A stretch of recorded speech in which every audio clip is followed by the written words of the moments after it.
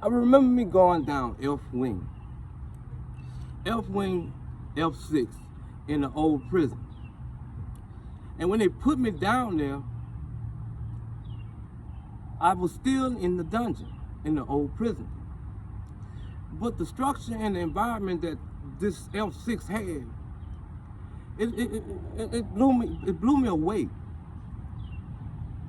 Now this was the part where I met Jam, I met Scooby-Doo, I met Bob, Ugly, Tinker, and Buck. And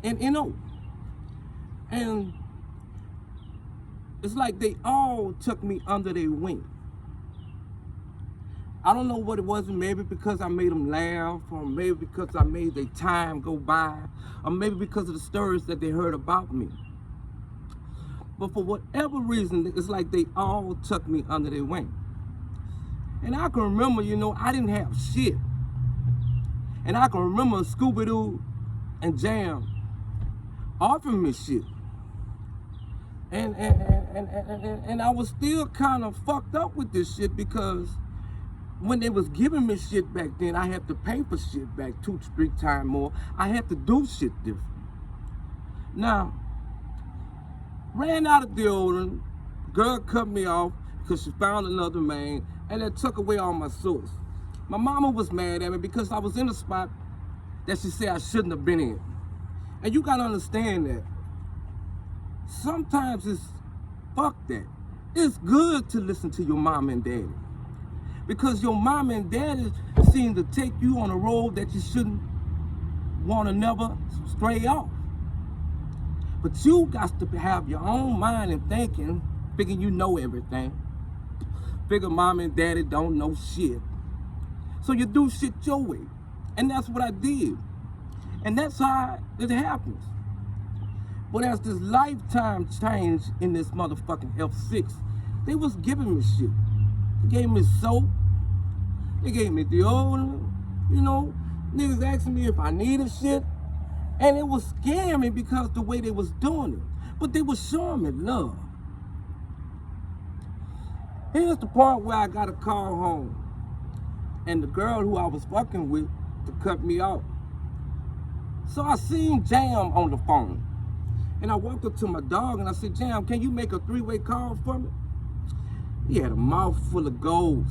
It was a grill, and he had crushed out diamonds in it. You know what I'm saying? That nigga looked mean, bald head and shit. I said, yeah. And I'm looking at him like, this is where I need to be. This is the line I need to be on. So as he made the call for me, gave me the phone, I'm looking because I'm looking for a lick now. You know what I'm saying? I'm not used to this shit from where the fuck I'm from. I'm looking for a lick. They ain't much on the TV, the shit quiet. Respect they gave them motherfuckers. I didn't get none of that. I didn't get no respect until I got to that line there. Now here's the point. They in there gambling. And I'm cool with them, like I'm saying, they in there gambling. They made dice out of toilet tissue. Out of toilet tissue, you understand me? And they put the dots on and everything. Very, very talented, my skills, mindset, motherfuckers. They put the numbers on each one of the dice. And you was rolling, and it was rolling dice and rolling dice. And remember Scooby-Doo holler, go get his bag. And I'm looking at him telling the nigga say, I'm good, I got this shit. You know what I'm saying? I got this shit. He go and get my bag to show. Nigga, you know who I am and shit like that. I'm looking at Big Scooby out of Banks. Yeah.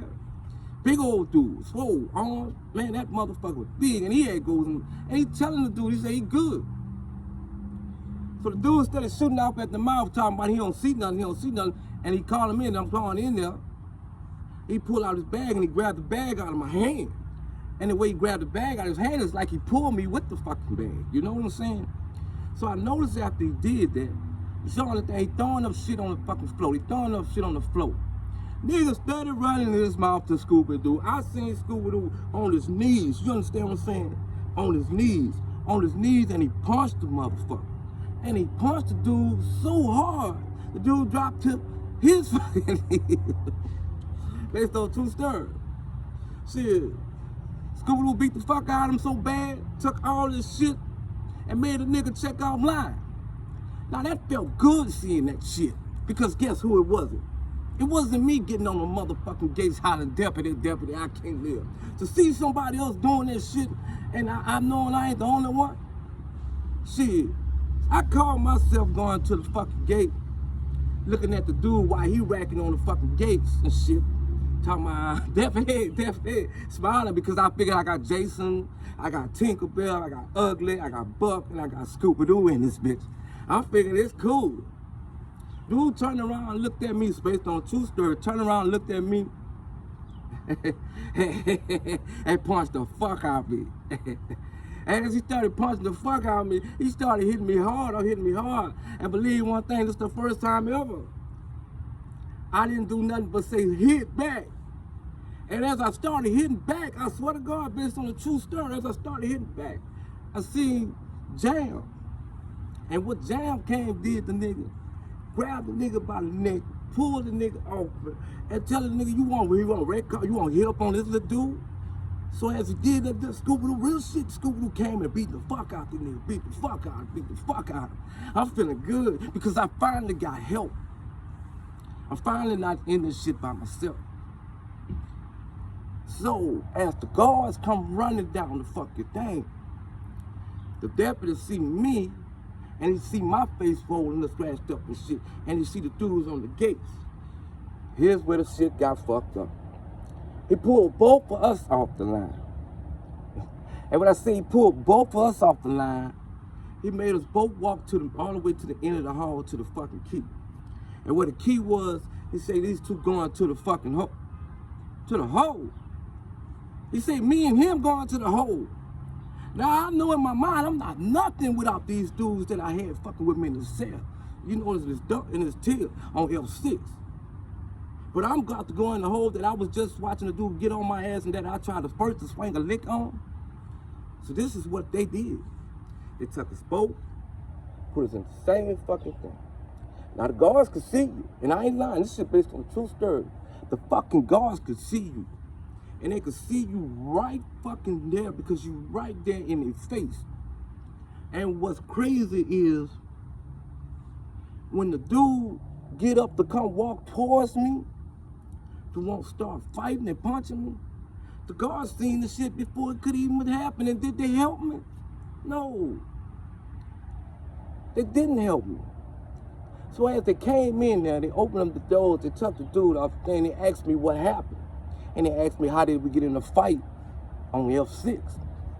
Now here's the part where I gotta tell them that I didn't get in a fight with the dude got in a fight with me. And it wasn't even much about me. Well, how did it start? Well, everybody was sitting down at the table and we was watching TV. Dude up and hollered said, no, we was all gambling and playing dice and shit.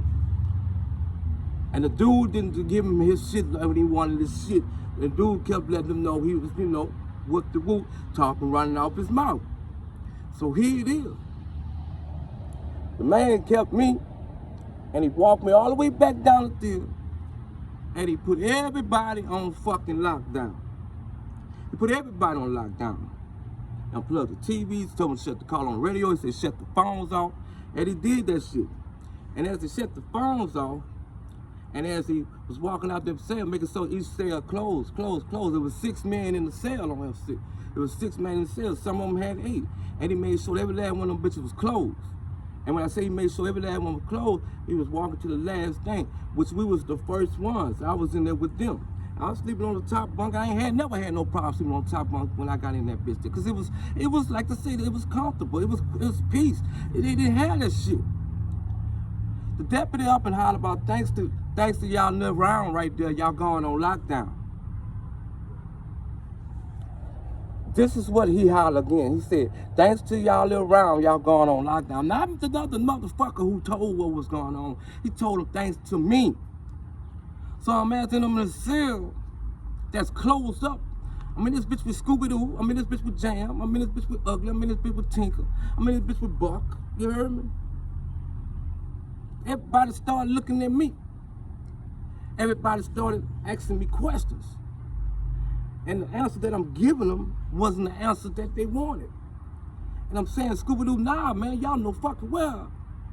I ain't said nothing. Motherfuckers just like ants. They crawl fast if you don't pay attention to them. Scooby-Doo jumped off the bed and he said, so what had happened again? And I ran the same shit to him. I'm looking at Jam. I'm like, man, I ain't lying. I'm telling you the truth. This is what happened. So as Jam was looking at me, you should have seen them grills. Diamonds, shining, grills. You should have seen them bitches. And what I said, it was like, all right, cool. So here it come. It come for third child. The third child, we got to pass in front the dude who was in the thing that ratted on him, that they got confused that I ratted on him because the guard put word out that I ratted on him. So here it is. We walking past the thing in front of the child house and we get past him. And the dude pointed at me. He said, keep running your mouth. I ain't said a motherfucking thing, mommy. I just looked at the dude, and the way I looked at him, I was like, I was giving you I'm sorry look. Fuck these bad Rouge, Parish, prison. So as we go in the child house, we go sit down and we get our trays, we sit down. Motherfucking man, lieutenant come in that bitch. He said, everybody get up. He said, put your plates in the thing and let's go back. You bitches on lockdown. You bitches on lockdown. So now we ain't eating food, and now the dudes, I'm still locked up with the dudes in the cell. Now they still thinking it was me who spilled beans on when I'm telling them it wasn't me, because I got cool with these dudes, and you know this ain't shit I would do. Plus, I felt comfortable on this line. Plus, I didn't want to leave this line. Y'all stay tuned.